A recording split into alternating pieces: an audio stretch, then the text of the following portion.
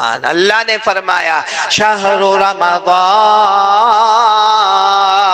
अल्लज़ी उन्ज़िल फ़ीहिल क़ुरआन हुदल लिन्नासि व बय्यिनातिन मिनल हुदा वल फ़ुरक़ान। आइए सुनते हैं आज का बहुत ही खूबसूरत बयान। अल्लाह तबारक व तआला फरमाती ये महीना बहुत मुबारक महीना, पूरा मजमा बोले ये महीने का नाम रमजान। रमजान के क्या माने मेरे प्यारो? रमजान कोई अगर हमको चलता फिरता आदमी पूछे कि तुम्हारा बहुत पवित्र महीना आया है, रमजान महीना आया है, तो ये रमजान का ट्रांसलेशन क्या है मेरे दोस्तों? अरबी ग्रामर में आप जाओ तो रमज़ा युरम्मिदु तरमीज़, रमजान के माने आते कोई चीज को लेके जलाना। बोलो किसी चीज को लेके, और इतना जलाना कि वो राख हो जाए, राख यानी पाउडर हो जाए, और उसके बाद उसको हवा में उड़ा देना। ये रमजान का डेफिनेशन, रमजान का तर्जुमा, किसी चीज को जलाना और इतना जलाना कि राख हो जाए और उसके बाद उसको हवा में उड़ा देना। अब सवाल होता है रमजान को रमजान क्यों कहते हैं? तो उलमाए किराम, औलियाए इज़ाम ने बहुत प्यारी बात लिखी। रमजान को रमजान इसलिए कहते हैं कि जब रमजान का चांद आता है अल्लाह अपने सारे बंदों के गुनाहों को जमा करता है। बोलो अल्लाह सारे बंदियों के गुनाहों को जमा, और उसके बाद अल्लाह जलाता है।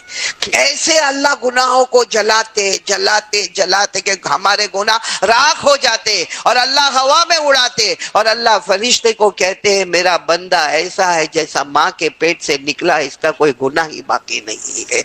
ये रमजान के महीने का कमाल है। इसीलिए पहली 10 रातें आए क्या लेकर आती है?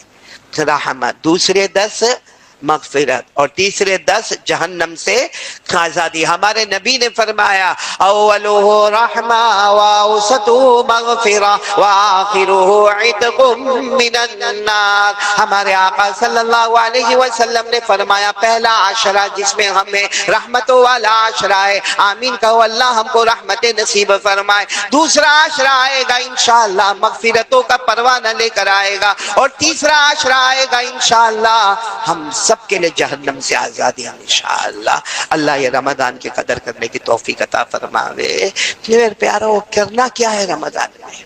करना क्या? आपने बहुत सुना होगा उलमा से, हमारे इमाम साहब से, हमारे दावत तबलीग के साथियों से, खानका वालों से आपने सुना होगा रमजान में क्या करना। लेकिन सबसे पहला काम जो रमजान में करना है और ज्यादा से ज्यादा करना है वो है कुरान पाक की तिलावत करना।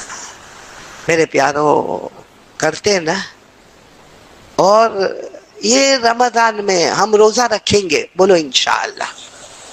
अगर चांद ने अल्लाह की तरफ से बताया तो 29 या 30, बोलो या 29 या 30, क्या पसंद आपको क्या है? 30 या 29? मेरे को 29। क्यों मालूम है? 29 में भी सवाब तो 30 का मिलेगा।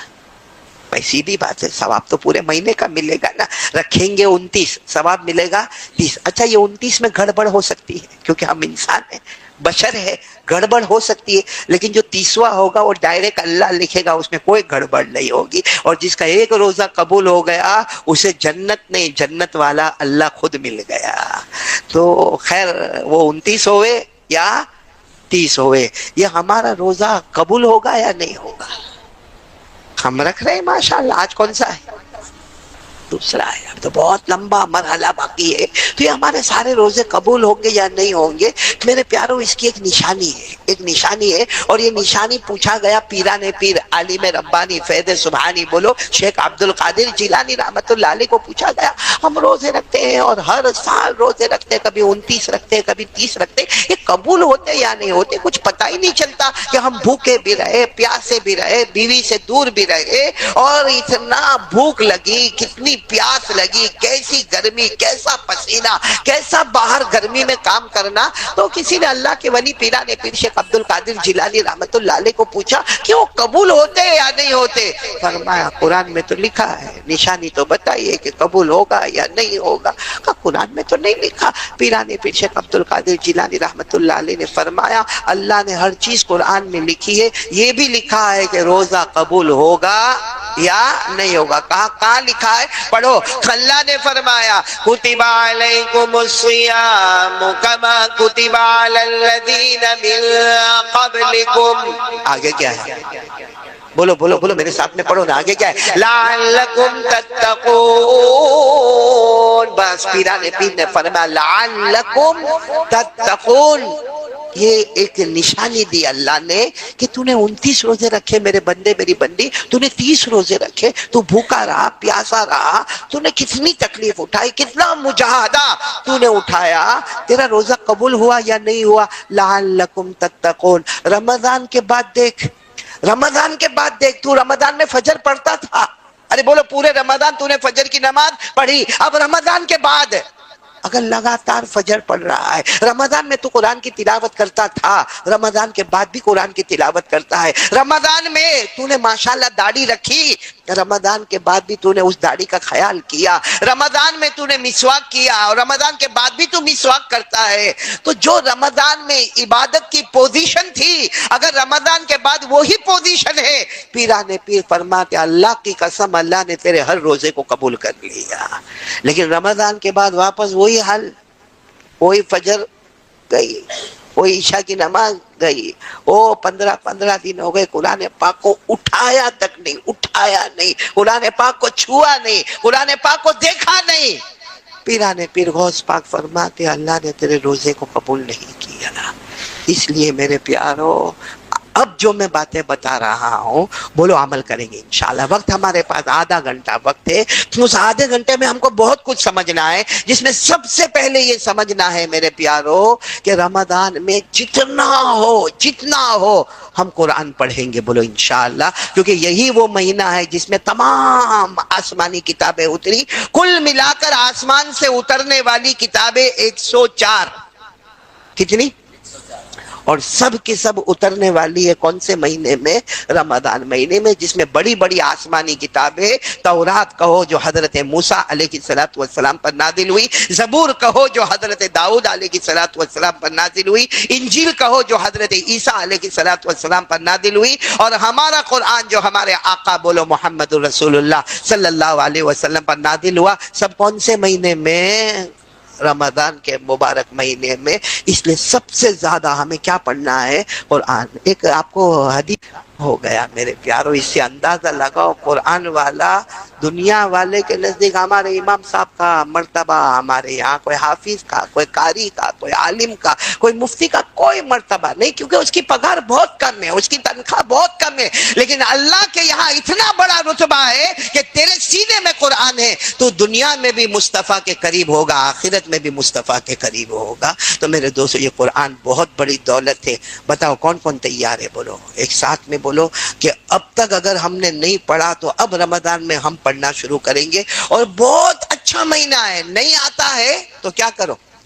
سیکھو، سیکھ گئے ہو تو سکھاؤ، اور اگر سکھانے کا وقت نہیں ہے تو جو آتا ہے وہ پڑھتے جاؤ۔ میرے پیارو شیخ زکریا رحمت اللہ علیہ نور اللہ مرقدہ و مسجعہ کہتے ہمارے گھر کی عورتیں روزانہ رمضان میں اتنا کھانا پکانا، روٹی پکانا، سالن پکانا، سحری تیار کرنا، افطار تیار کرنا، اور روزانہ 10 12 پاروں کی تلاوت ہوا کرتی تھی۔ میں تو اتنا نہیں کہتا 10 پارے 12 پارے نہیں، مگر قرآن تو پڑھو گے نا انشاءاللہ۔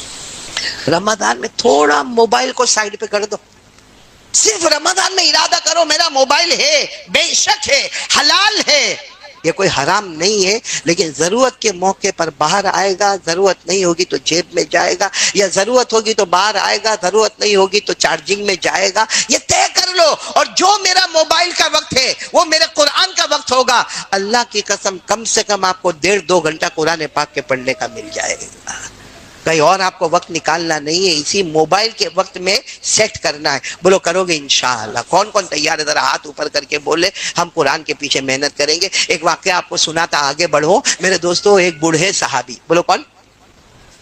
جو پاؤں سے برابر چل بھی نہیں پاتے تھے، اور ہاتھ سے کوئی چیز اٹھا بھی نہیں پاتے تھے، اور وہ زمانے میں چشمے تو تھے نہیں، ان کو برابر نظر بھی نہیں آتا تھا، سن بھی نہیں سکتے تھے، بول بھی نہیں سکتے. جیسے بڑھاپے میں ہوتا ہے، ہمارے ساتھ بھی بڑھاپے میں یہ ہوتا ہے کہ بھائی ہاتھ کام نہیں کرتے، پاؤں کام نہیں کرتے، آنکھیں کام نہیں کرتی، کان کام نہیں کرتا، زبان کام نہیں کرتا. تو ایک صحابی، بولو ایک کون؟ بوڑھے صحابی، وہ ایک مرتبہ ایسے آئے، مجمع بیٹھا ہوا ہے اور وہ بوڑھے صحابی آئے. اب ظاہری بات ہے جب بوڑھے صحابی آیا، السلام علیکم، وعلیکم السلام، اور کوئی نماز کا وقت تو ہے نہیں، نہ فجر، نہ ظہر، نہ عصر، نہ مغرب، نہ عشاء، تو کسی کو لگا کہ کچھ آئے ہوں گے، اپنے کام سے آئے ہوں گے. لیکن جو کام لے کر آیا، اللہ کی قسم کاش ہم میں کا کوئی ایسا کام لے کر اپنے امام کے پاس پہنچا ہوتا یا اپنے کوئی یہاں کے عالم کے پاس پہنچا ہوتا. وہ بوڑھے آئے اور آ کر کیا کہا معلوم؟ اللہ کے رسول میں پہلے بہت قرآن پڑھتا تھا. بولو سبحان اللہ. کیا کہہ رہے؟ پہلے میں بہت، لیکن اللہ کے رسول، اچھا وہ زمانے میں قرآن یہ ہماری طرح نہیں ہوتا. ابھی جو قرآن ہے نا، با بین الدفتین، یعنی پورا بائنڈنگ کر کے جو تیار ہوتا ہے، وہ زمانے میں چمڑے کے ٹکڑے ہوتے تھے، پتھروں پر لکھا گیا ہوتا تھا، بڑے بڑے لکڑوں پہ لکھا گیا ہوتا. تو کیا کہنے لگے معلوم؟ اللہ کے رسول پہلے میں بہت قرآن پڑھتا تھا، لیکن اب مجھے برابر، بولو، دکھتا نہیں ہے، اور کوئی پڑھ کے سناتا ہے تو میں برابر سن نہیں سکتا، اور زبان اتنی موٹی ہو گئی کہ میں برابر پڑھ بھی نہیں سکتا. اور اللہ کے رسول ہاتھ پاؤں بھی بہت دکھتے ہیں، اور وضو کرنا بار بار میرے بس کی بات نہیں. تو پہلے تو میں بہت قرآن پڑھتا تھا، اب مجھے بتاؤ مجھے کتنا پڑھنا ہے. اب آپ مجھے بتا دو کتنا پڑھنا ہے، کیونکہ اب میں بوڑھا ہو گیا، میں معذور ہو گیا. میرے دوستو، ہم میں سے کوئی ہوتا تو کہتا گھر پہ جا کے سو جا، پہلے بہت پڑھا نا، اب پڑھنے کی کیا ضرورت. لیکن قرآن اتنا امپورٹنٹ ہے کہ ہمارے نبی نے کیا فرمایا معلوم ہے؟ ٹھیک ہے آپ قرآن زیادہ نہیں پڑھ سکتے تو ایک کام کرو، تم ذوات الراء پڑھو. کیا پڑھو؟ ذوات الراء. ذوات الراء کا کیا مطلب؟ قرآن میں ہر وہ سورت پڑھو جس کے شروع میں را. بولو، جس کے شروع میں را. جیسے الف لام را، یا الف لام میم را، ایسی سورت کا نام ہے ذوات الراء. بڑی بڑی صورتیں ہیں.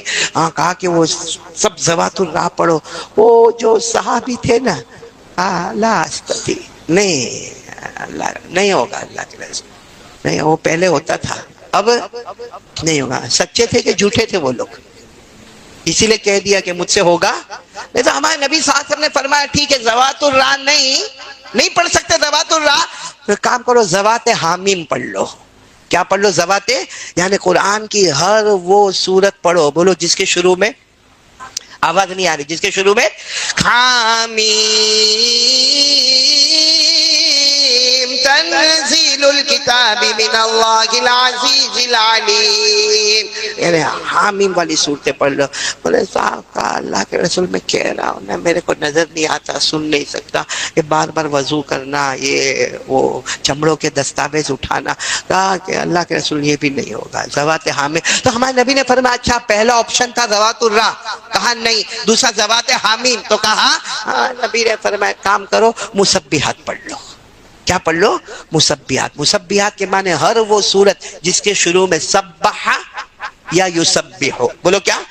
سبح، سبح للہ ما فی السماوات وما فی الارض، یسبح للہ ما فی السماوات وما فی الارض الملک القدوس العزیز الحکیم. ہمارے آقا صلی اللہ علیہ وسلم نے پہلی بات بتائی ذوات الراء پڑھو، انہوں نے فرمایا نہیں ہوگا. پھر دوسری بات بتائی ذوات حامیم پڑھو، کہا نہیں ہوگا. ہمارے نبی نے فرمایا تیسری بات کیا پڑھو؟ معلوم ہے انہوں نے کیا کہا؟ نہیں ہوگا اللہ کے. اچھا تین آپشن دیے نا، تینوں پر کیا کہا؟ نہیں میں کوئی اور مولانا ہوتے نا، کائے کو پوچھنے آئے، گھر جاؤ.